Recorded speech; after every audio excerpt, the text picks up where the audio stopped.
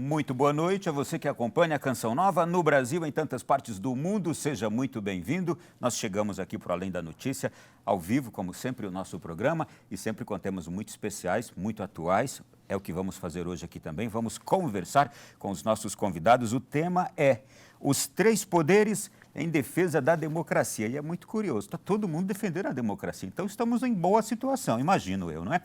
O tema é esse realmente, os três poderes em defesa da democracia.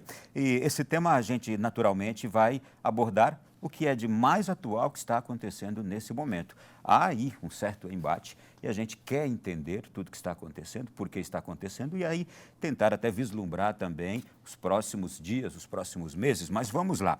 Para participar do nosso programa de hoje, já quero aqui conversar com nossos convidados aqui no estúdio, porque teremos outros também fora do estúdio, mas eu recebo aqui Waldir Pussi, mestre em Ciência Política, doutorando em Direito Constitucional. Tudo bem, Pussi? Tudo bom, Ronaldo? Boa noite. Eu já estava com saudade de você, viu? Também.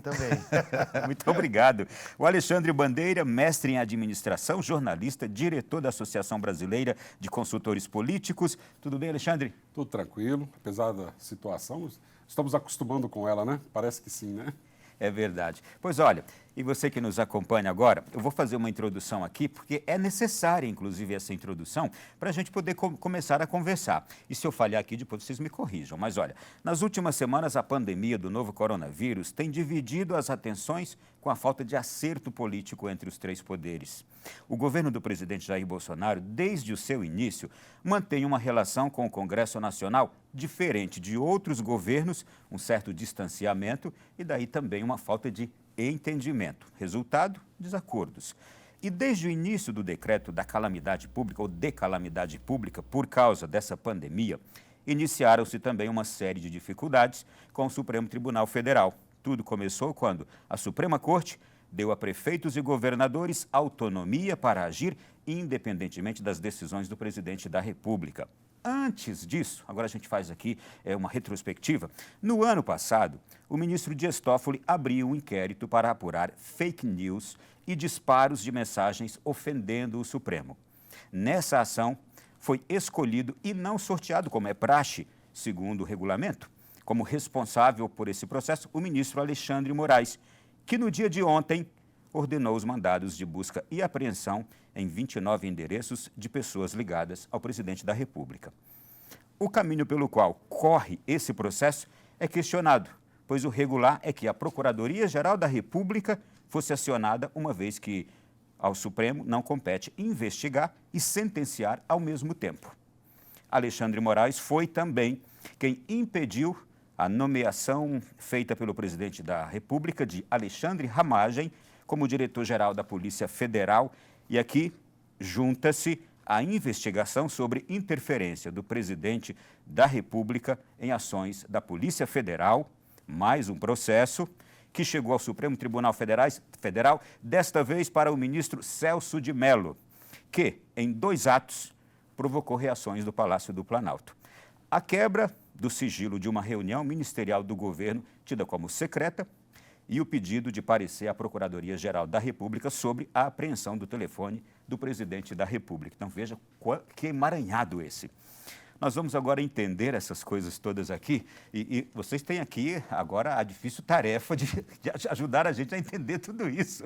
Então, sejam muito bem-vindos. Pussi, por favor. Bom, é uma situação muito complicada que nós vivemos, né? Eu sempre falo que eu tinha uma professora de história que ela dizia, quando você não souber o que responder numa prova de história, começa assim, o Brasil estava em crise. E eu sempre lembro dessa professora quando eu vejo e analiso a nossa situação. Então, o que a gente pode dizer? Vivemos uma crise institucional. Mas eu acredito que uma crise, se bem explicada, a gente consegue ver que ela é uma crise muito mais de palavras, de arroubos por parte tanto do presidente, de ações por parte de membros da própria Corte Suprema, do próprio Congresso, mas que é uma crise que, na minha opinião, ela, em tese, não está ainda ameaçando a democracia, o funcionamento da democracia brasileira. Ela é muito mais um ajuste do presidente que tem que compreender de forma melhor o papel da presidência em uma tripartição de poderes do que, na verdade, uma crise onde as instituições e a própria democracia estejam ameaçadas neste momento. Alexandre, sua visão disso aí? Eu concordo com o professor Pucci e acrescento que, de fato, é uma crise baseada em discurso ainda, né? Tanto que a gente tem aí o próprio Legislativo como um poder moderador, frequentemente, tanto o presidente do Senado quanto o presidente da Câmara sempre colocando panos quentes nessa situação, de uma certa forma tentando ponderar e chamando à mesa, principalmente o presidente do Senado, mais do que o presidente da Câmara, Alcolumbre chamando mais a questão da própria reflexão.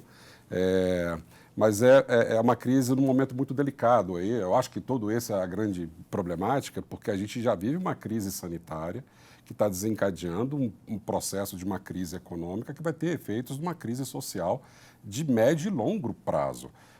Quando o coronavírus, caso vá embora, ou caso apareça uma vacina, ou caso tenha alguma solução que permita a convivência normal dos cidadãos na sua comunidade antes pré-coronavírus, nós vamos permanecer com essas crises e não precisaríamos ter, nesse momento, uma crise política acontecendo. Agora, a gente tem um histórico também que é recente, mas é progressivo já, de reclamações, Claro que a gente está usando aqui agora como o ponto que está em meio a esse desacordo o Poder Judiciário. A gente tem um histórico de reclamações de interferência do Judiciário nos poderes, tanto no Legislativo, e agora vem essa reclamação do Executivo também, não é?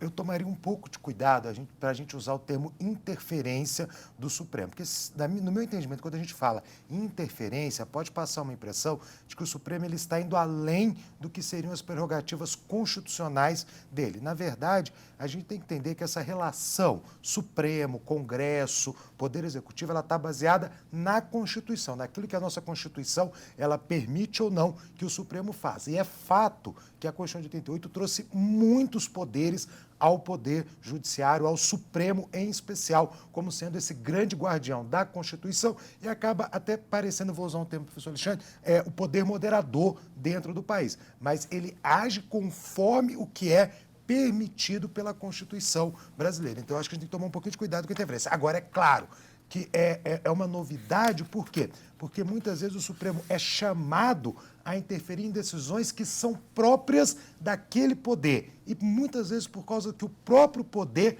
procura o Supremo.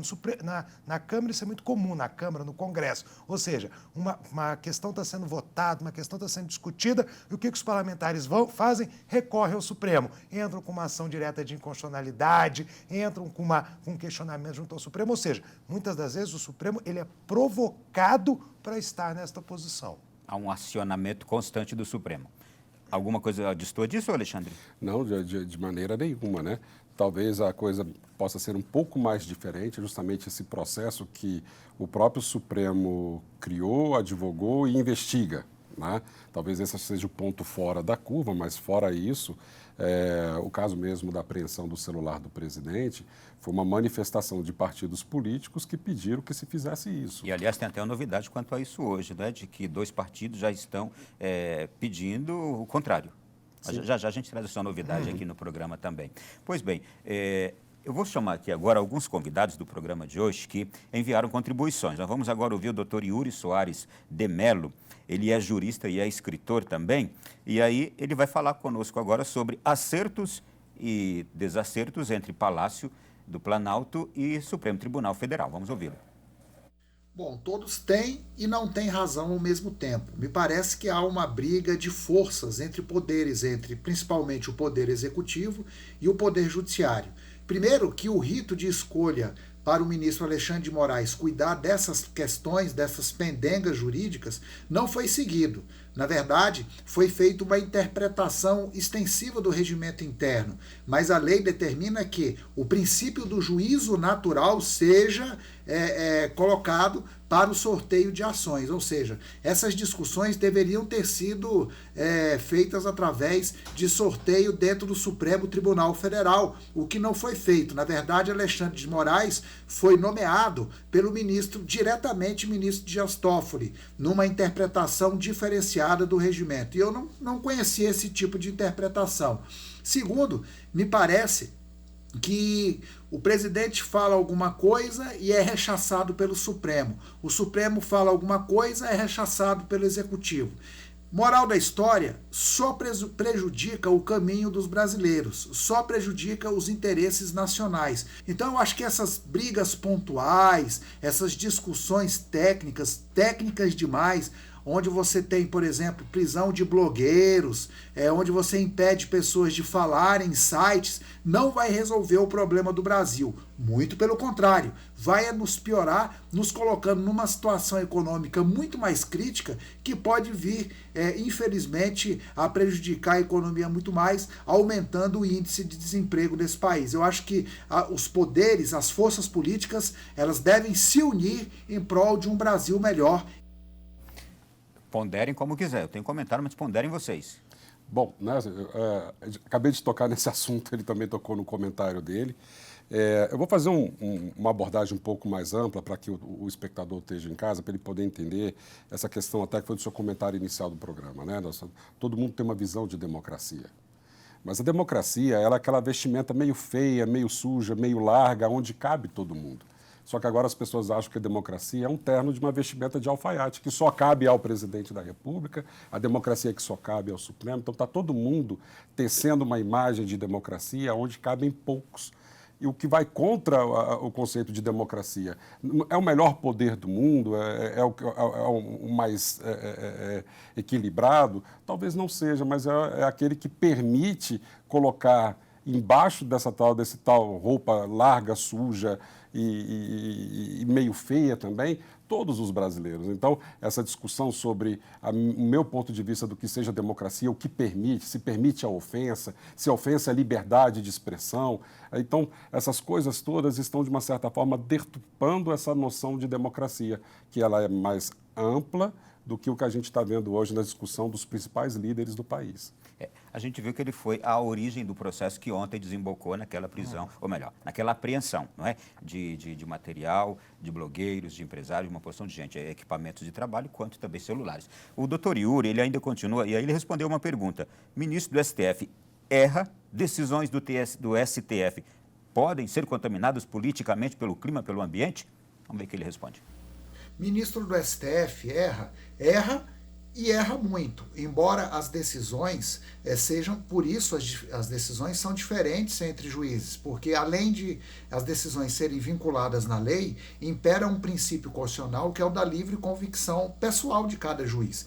Livre convicção é devidamente fundamentada na lei. Então, o plenário do Supremo Tribunal Federal é que faz a correção desses erros com o voto da coletividade sobre temas. Por isso nós temos muitos juízes que têm, sobre o mesmo tema, visões diferentes e votos diferentes. As decisões podem ser contaminadas por questões políticas?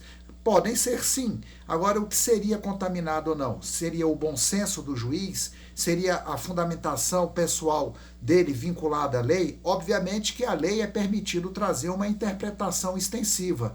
E se essa interpretação for de mais ou de menos, isso é corrigido através dos recursos no plenário do Supremo Tribunal Federal. Fiquem à vontade novamente, Pussi. Acho que o doutor Yuri não podia ser mais claro na posição que ele colocou. Há possibilidade de erro, ninguém nega. Como a gente diz, a gente não tem um direito fechado, um direito hermeticamente fechado, onde lê-se a lei, aplica-se a lei. O nosso direito, ele cabe interpretação, ele cabe pontos de vista, mas sempre reforçando o que, inclusive, o doutor Yuri colocou. Pontos de vista baseados na lei. Ou seja, eu não posso criar uma legislação, eu não posso hoje achar o que eu penso e colocar naquilo como um ato jurídico. Todo o meu ato, na minha livre convicção, é baseado na lei.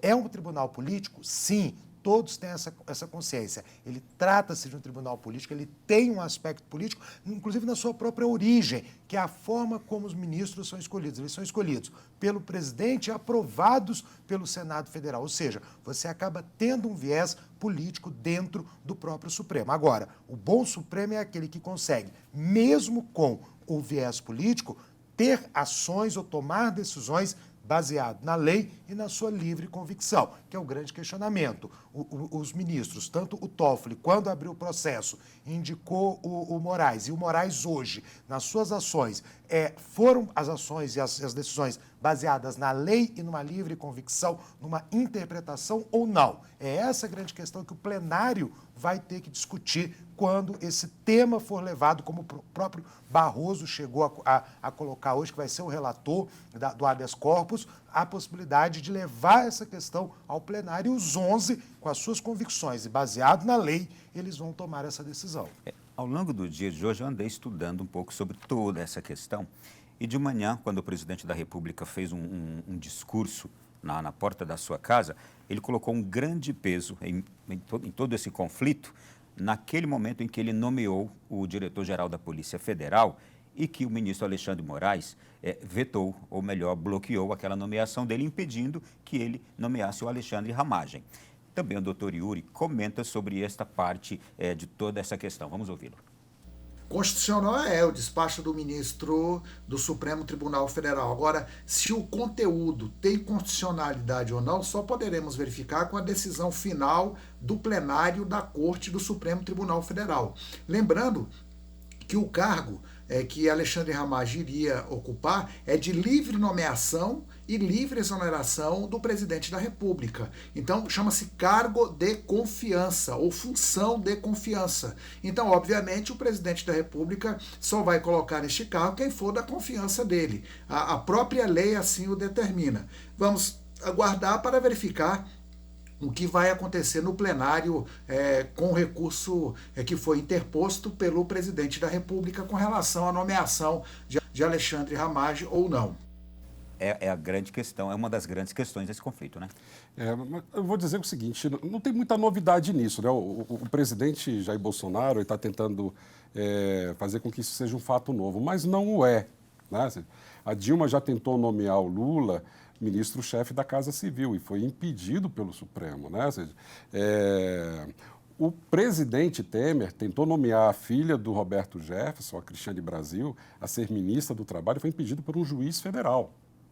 Então, ou seja, a queixa do Bolsonaro, para falar a verdade, ela é uma repetição de outros atos que aconteceram com outros presidentes, de outras, vamos dizer assim, ideologias e partidos diferenciados, mas pela decisão colocada em questão, a gente precisa respeitar aquilo que o colegiado vai definir.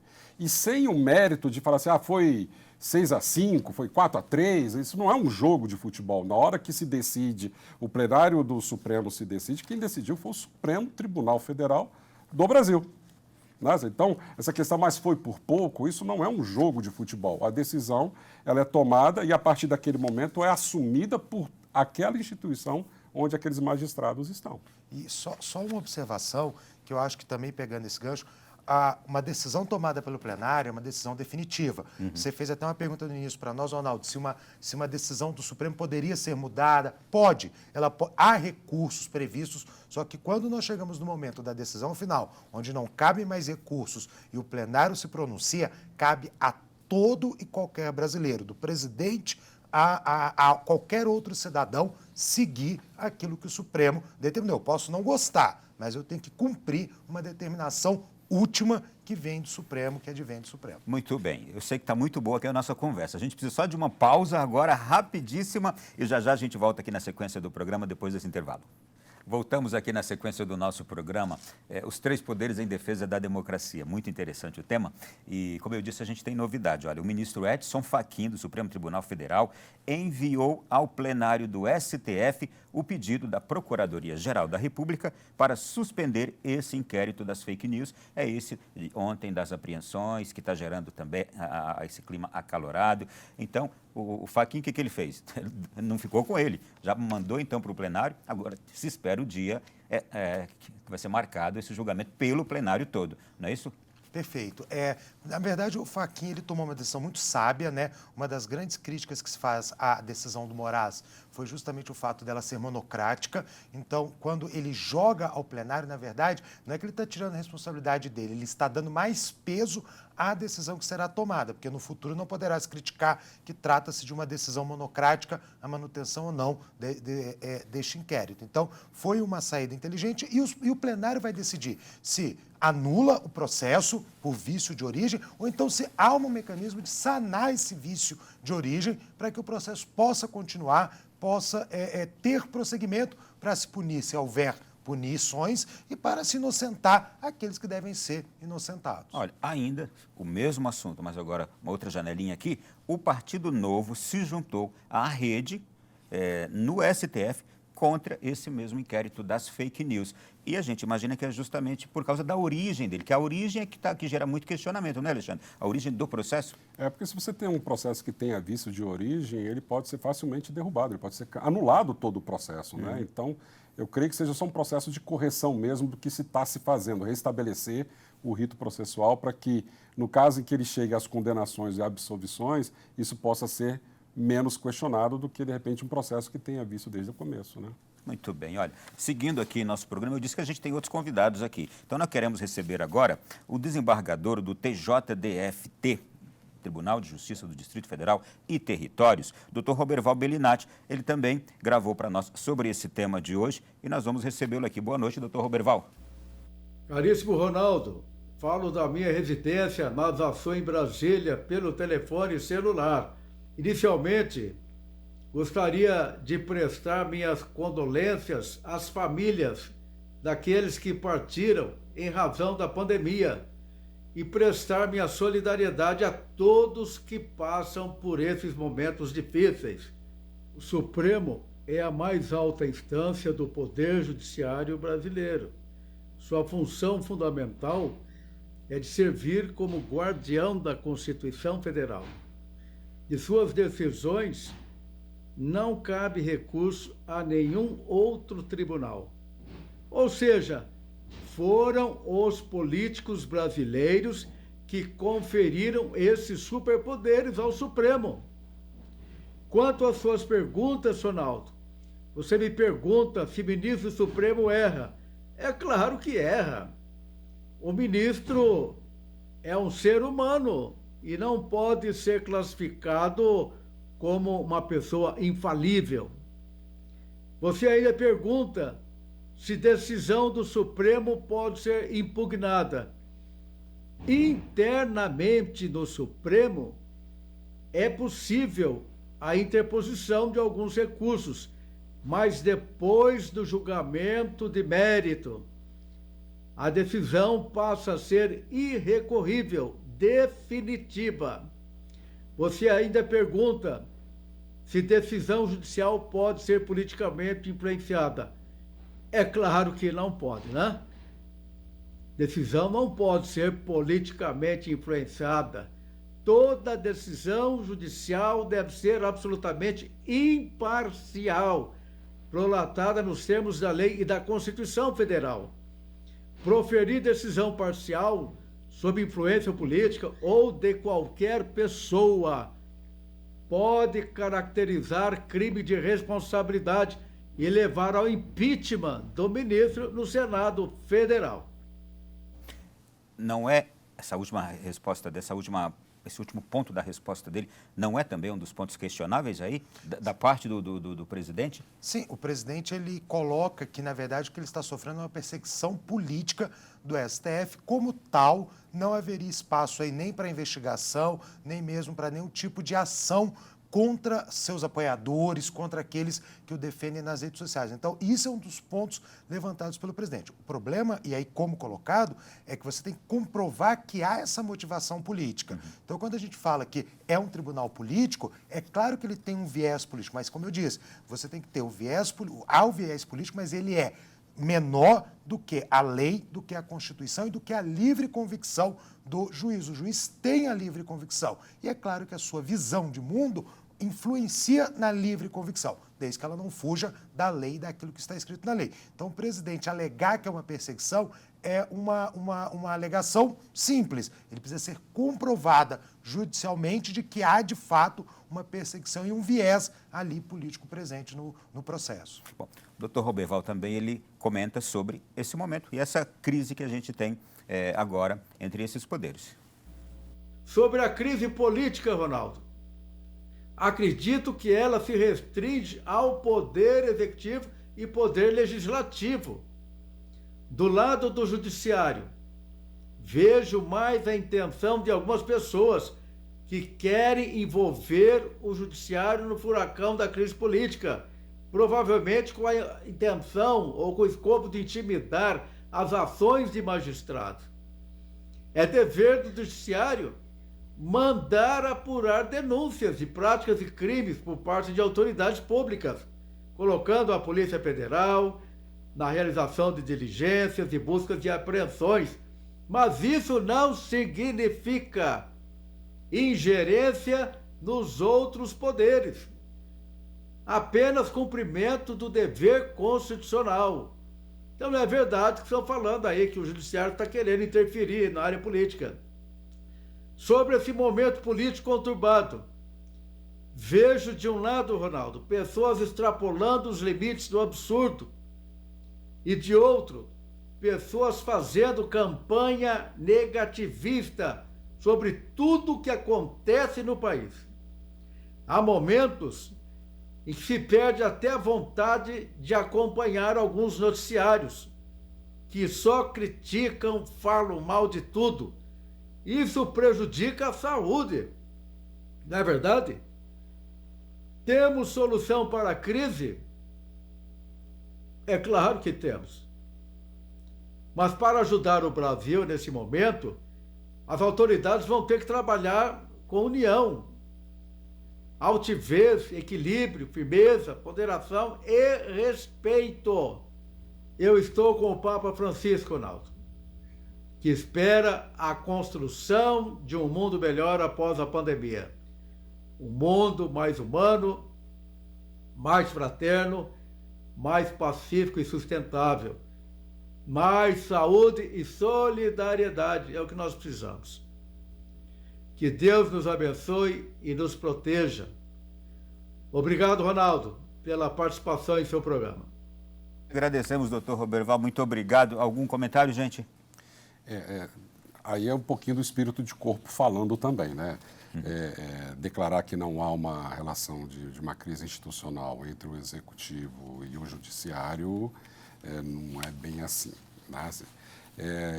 Logicamente, a gente tem que entender que sim, há uma ambiência política na Praça dos Três Poderes, né?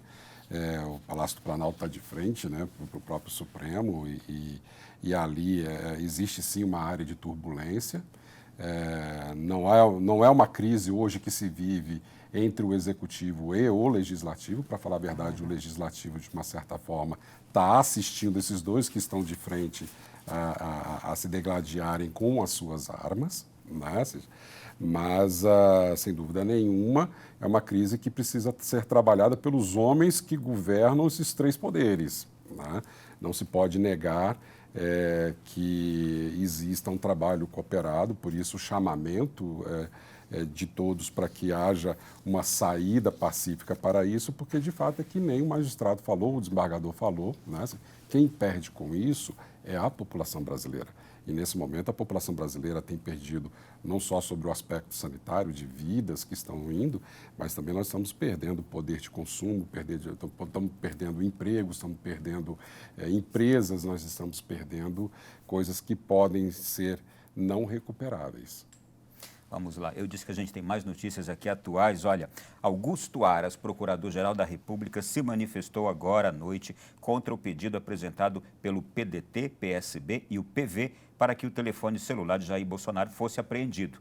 Ao tempo em que informa que as diligências necessárias serão avaliadas na apuração em curso, manifesta-se pela negativa de seguimento aos requerimentos formulados, escreveu a Procuradoria-Geral da República em manifestação ao decano do Supremo Tribunal Federal, Celso de Mello. Agora, caberá a Celso de Mello avaliar se o celular do presidente deve ou não ser apreendido. Vocês esperavam também essa decisão? Sim, não fugiu da expectativa. Na verdade, o que a gente teve aí foi uma gritaria muito grande do Executivo por um ato comum, rotineiro da Justiça. Então, o próprio pronunciamento, a própria carta que o general Heleno encaminhou à sociedade, que gerou uma crise também institucional, que coube respostas, inclusive do próprio general hoje, dizendo que o intuito que ele queria não era de uma ameaça à democracia, mas sim de defender o próprio presidente, foi de um rito normal, ou seja, O ministro recebeu uma denúncia, o ministro encaminhou a PGR para que a PGR se pronunciasse e aí está a resposta da PGR. A PGR considerou que não há motivos, pelo menos neste momento, para que se faça apreensão do telefone do presidente, o que já era esperado. Então, agora, bem colocado, caberá ao ministro analisar esta posição e tomar a sua decisão sobre essa questão, se haverá ou não uma necessidade de apreender o telefone do presidente da República. Agora à noite, o presidente, na live que ele faz, ele disse que hoje conversou com membros do Judiciário e do Legislativo. E, de fato, apareceram algumas reportagens mostrando ele conversando com o presidente do Senado, do Congresso Nacional, não é? Será que as coisas se acalmam de novo, Alexandre? É isso? É a calmaria de 24 horas, né? Quando a gente pensa que as coisas estão se amornando, vem um tsunami e traz tudo de volta, né? Mas a gente tem que entender que a pessoa física das pessoas que estão investidas desse poder não podem ser confundidas com as pessoas jurídicas de quem tem que fazer com que as instituições funcionem. Então, se houver um entendimento sobre isso, eu creio que boa parte dos problemas serão resolvidos, né? Um caso clássico é esse que o Valdir Pucci acabou de falar, do próprio rito de que, ok, a justiça improvocada se manda ao Ministério Público, se manda à Procuradoria-Geral da República para que se manifeste e devolva, e a partir daí o próprio ministro ele pode decidir, ou então pode jogar de novo ao colégio para que decida. Isso é um fato normal, que a gente tem que entender que não há aí nenhum ataque, não há nenhuma situação que extrapole ao trabalho que precisa ser executado. O estranho seria em receber você nada fazer. Muito bem. Vamos lá. Olha, daqui a pouquinho, hoje de manhã, o presidente fez um pronunciamento longo ali na frente da residência oficial, não é? E a gente pegou alguns trechos do pronunciamento do presidente. Dentro de alguns instantes, no terceiro bloco do nosso programa, a gente vai ouvir partes do presidente falando sobre toda essa situação e aí vocês dois vão poder comentá-la, ok? Eu vou agora já chamar o intervalo, mais cedo um pouquinho, a gente vai para o intervalo e já volta aqui na sequência do programa. Já estamos de volta aqui na sequência do nosso Além da Notícia. O tema de hoje é esse que você já está acompanhando aí. Tenho certeza que é muito interessante, é um tema que mexe muito conosco e mexe também com as paixões de tanta gente. Agora, o mais importante, aqui nós não temos lado político, viu? Aqui a gente não tem lado nem de um, nem de outro e os nossos convidados também procuram analisar na maior serenidade possível tudo isso. Agora nós vamos trazer, como a gente está falando dessa questão, relacionamento, poder executivo, poder judiciário. Hoje a gente está até deixando um pouquinho de lado o Congresso Nacional, não é? Porque realmente os últimos dias e as últimas semanas têm feito com que os dois poderes eles estejam mais ali em evidência. Mas vamos lá, o presidente da República hoje falando sobre tudo isso e todos esses acontecimentos, ele pôde externar o que pensa de tudo isso e a gente separou alguns pontos. Ele fez um pronunciamento de 23 minutos. Então, naturalmente, a gente pegou alguns pontos aqui para análise dos nossos convidados. Vamos ouvir o que disse o presidente nesta parte. A liberdade de expressão é algo sagrado entre vocês e também entre a mídia alternativa. Nós não podemos ficar apenas tendo à nossa disposição um lado, a mídia tradicional ou a mídia social. Os dois lados vão conviver. Dizia a vocês que inventaram o nome Gabinete do Ódio, alguns acreditaram e outros foram além. Abrem processo no tocante a isso. Não pode um processo começar em cima de um factoide, em cima de uma fake news. Respeitamos os demais poderes, mas não abrimos mão que nos respeitem também. Com todo o respeito que eu tenho a todos os integrantes do Legislativo, do Judiciário e do meu próprio poder, invadir casas de pessoas inocentes, submetendo a humilhações perante esposas e filhos, isso é inadmissível! E aí, senhores? Está clara a questão até do comentário entre a mistura da pessoa física e da pessoa jurídica, né? Ou seja, botar numa balança, né? Não tinha 24 horas que ele comemorava uma decisão contra um inimigo político, o governador do Rio de Janeiro, onde a Polícia Federal foi fazer uma série de averiguações nas residências do governador, o juiz Witson, né? E logo em seguida, onde a mesma Polícia Federal, quando atua em pessoas que são mais próximas à pessoa do presidente, a serenidade ela muda de humor, né? Então, ele deveria entender que a ação que vale para um vale para todas. A Constituição é uma só e ela tem que abarcar e tem que ser rígida com todos os brasileiros, né? E o ponto que eu acho que eu assomaria ao comentário do próprio presidente, essa questão de que existem duas mídias, né? Uma mídia minha, uma mídia sua, essa fala, uma é contra, uma é a favor. Então... O argumento do presidente é quanto à liberdade de expressão, não só para a mídia tradicional, mas também para essa nova mídia que existe, que são aqueles que estão nas mídias sociais. Né? Mas hoje todos os veículos tradicionais, vamos colocar assim, elas estão também transitando nas redes, e essa dicotomia entre... O que ele quis dizer por exemplo, direitos iguais para os dois lados. Na verdade, eu tenho que concordar com o presidente que a liberdade de expressão tem que ser mantida, ela tem que ser respeitada e garantida. Agora, a gente não pode confundir liberdade de expressão com liberdade de ameaça. Isso tem que ficar muito claro para todo mundo, inclusive para o presidente. Ou seja, na medida em que você tem a liberdade de expressão, eu não gostar do Supremo, há algum problema nisso? Nenhum. Eu tecer críticas à atuação do presidente? Problema nenhum. Eu criticar o Congresso Nacional? Problema nenhum. O que eu não posso é ameaçar a integridade, por exemplo, física de pessoas membros deste governo ou de alguma forma. É isto que, na verdade, tem que ter ao limite a liberdade de expressão. Ela não é absoluta, ela tem limites desde que ela não ameace a integridade de ninguém. E isso tem que ficar muito claro. E pedir o fechamento de poderes também é um crime. Vamos seguir aqui agora, o presidente fala mais ainda sobre isso, fala agora da Polícia Federal, defesa dessas mídias alternativas, não ao controle de mídia, vamos lá. Nunca tive a intenção de controlar a Polícia Federal.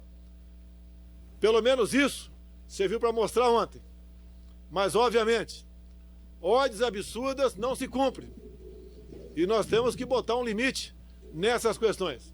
Digo mais, não existe pessoa mais do que eu que é achincalhada, humilhada, agredida e ofendida nas mídias sociais.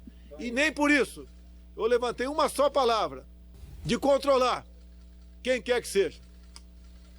Inclusive, posições minhas, enquanto deputado federal, quando aprovaram o Marco Civil da Internet, eu falei que o objetivo era regulamentar alguns artigos por decreto.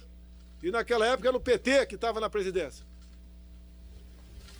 Tivemos acesso até do rascunho do que seria esse decreto. Feito por gente que nunca teve qualquer amor à democracia. Iriam censurar as mídias sociais. Essa historinha de querer inventar, criminalizar o crime de ódio é um artifício para censurar a mídia social. Essa mídia social me trouxe à presidência. Pucci, a questão da censura, a questão da liberdade de expressão, ela tem várias faces e não é fácil de se chegar a um consenso sobre esse tema, não é? Não é fácil chegar, como eu disse, a liberdade de expressão, a liberdade de opinião, ela é um bem, um dos maiores bens da democracia, é o que faz a democracia funcionar, mas ao mesmo tempo ela também é questionada até onde vai o seu limite. Isso é uma discussão muito profunda em qualquer judiciário onde haja democracia. Eu enxergo que o limite dessa liberdade de expressão, ela é justamente o momento em que esta liberdade ameaça a integridade física, moral, pessoal de alguém. Ou seja, uma coisa é eu criticar o ato de alguém, outra coisa é eu ameaçar por meio da minha opinião. Eu vou pegar um exemplo americano. Não dá para eu falar em liberdade de expressão para defender, por exemplo, a Ku Klux Klan, que é uma defesa racista, que existe um grupo racista que defende nos Estados Unidos. A nossa própria Constituição também faz essa limitação quando ela coloca, por exemplo, é livre a criação de partido, mas eu não posso criar um partido nazista se eu quiser. Isto é proibido constitucionalmente no Brasil, ou seja, existem limites a essa liberdade. Eu vou acelerar aqui para a gente ouvir mais ainda outras partes deste pronunciamento do presidente hoje. Ele fala agora sobre a quebra de sigilo do vídeo da reunião ministerial. Uma reunião reservada do presidente da República, do vice-presidente e dos seus ministros,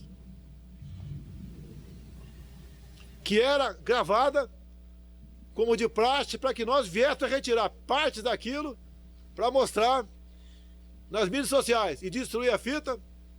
Lamentavelmente foi tornada pública. Ela havia sido classificada como secreta pelo secretário de governo.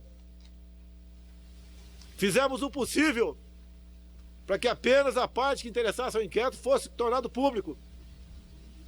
Um ministro do Supremo Tribunal Federal resolveu suspender o grau de sigilo, expondo uma reunião presidencial. Respeitei a decisão do decano, Celso de Mello. Entreguei a fita com todas as petições possíveis para não divulgar, a não ser a questão voltada para o inquérito. Bem como, depois eu falei para os ministros, quer divulgar o que eu falei, fique à vontade, mas os ministros não. Levantou o sigilo secreto de uma sessão. A responsabilidade do que tornou-se público não é de nenhum ministro, é do ministro Celso de Mello. Ele é o responsável. Eu peço, pelo amor de Deus, não prossiga esse tipo de inquérito, a não ser que seja pela lei do abuso de autoridade, que está bem claro, de quem divulga vídeos, imagens ou áudios do que não interessa ao inquérito. Está lá, 1 a 4 anos de detenção. O criminoso não é o Wenthalben, não é o Salles, não é nenhum de nós. A responsabilidade de tornar público aquilo é de quem suspendeu o sigilo de uma sessão cujo vídeo foi chancelado como secreto. A pergunta que eu levanto para os senhores é a seguinte. Dá para entender se levantar o sigilo de uma reunião ministerial em qualquer governo do planeta, da forma como foi feita no Brasil? Dá.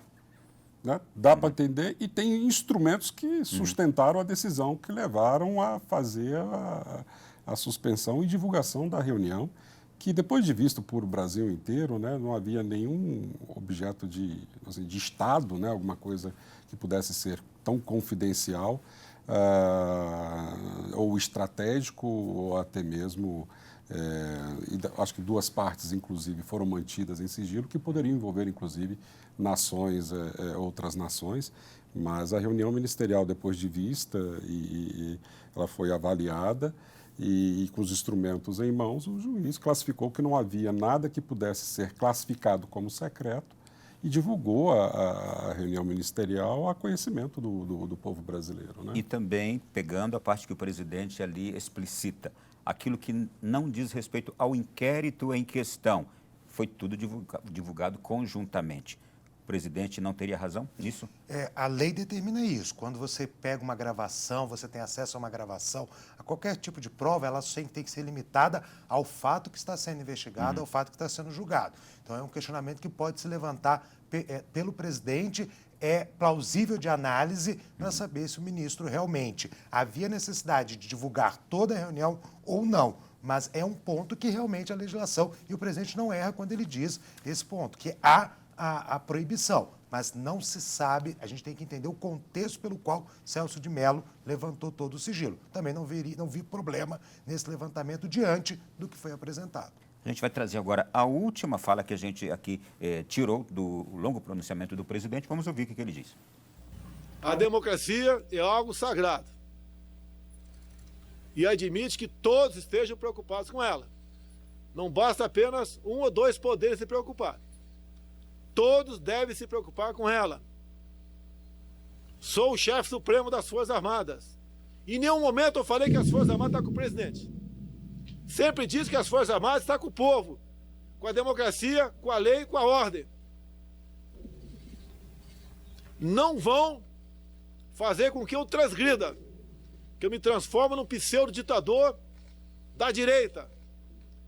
Isso não existe. Irei às últimas consequências contra qualquer um do meu meio que, porventura, pense dessa maneira. Agora, do outro lado, eu peço, pela última vez, deixe o governo trabalhar.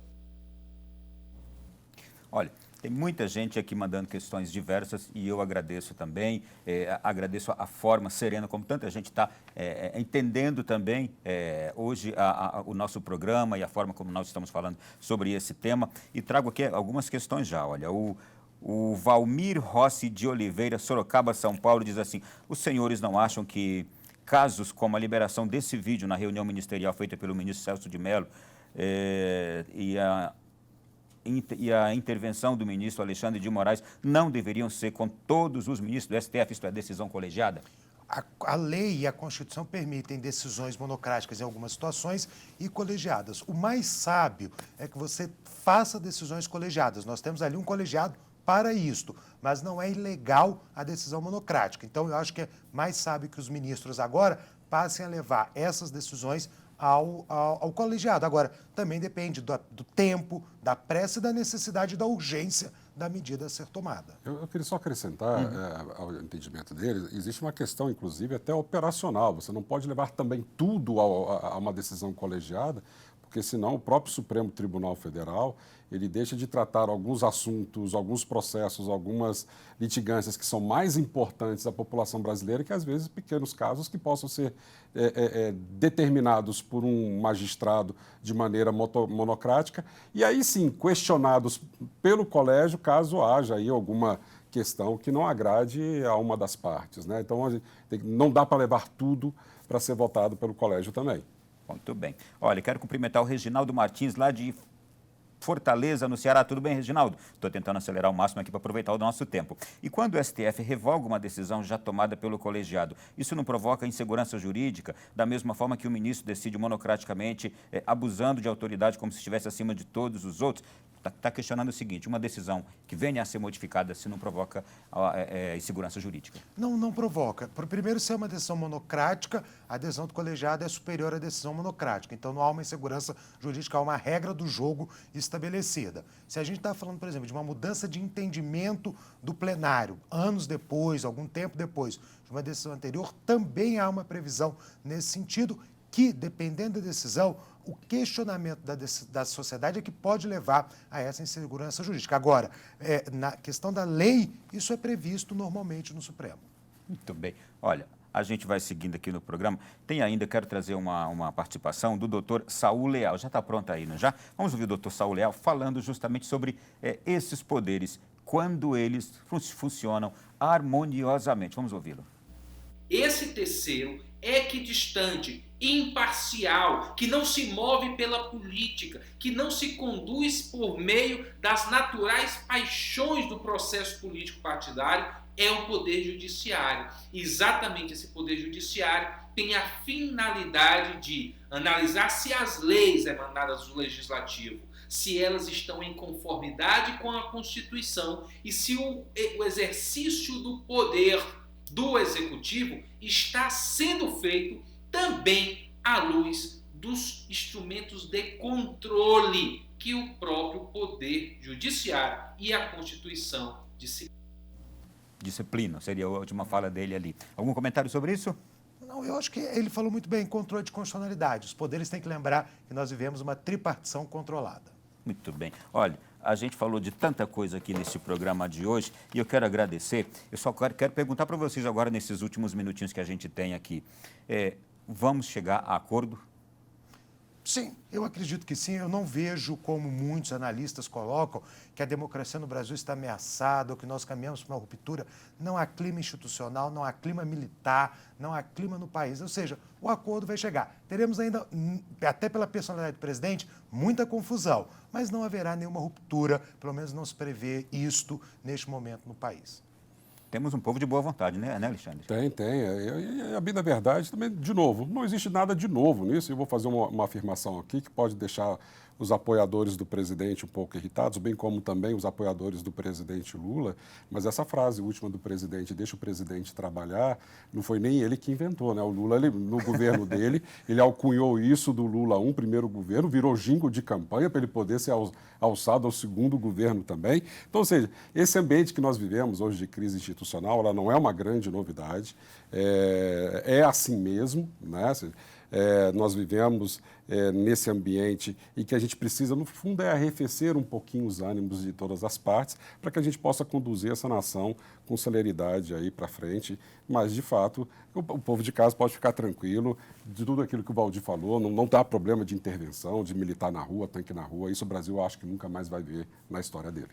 Obrigado por terem vindo aqui a essa hora da noite. Prazer recebê-los, viu? Prazer foi todo meu. Boa noite, viu, Ronaldo? Obrigado, Alexandre, mais uma vez. É uma satisfação estar sempre aqui e conversando também, né, com os telespectadores da Canção Nova. Até uma próxima oportunidade, né? E eu agradeço a vocês também, muita gente aqui dizendo, olha, gostei muito, fiquei muito mais consciente, conhecendo sobre esse tema um pouco mais. Então, um abraço a você. Que bom que você ficou feliz, satisfeito também. Fique com Deus, continue com a nossa programação e até quinta-feira que vem com um novo programa.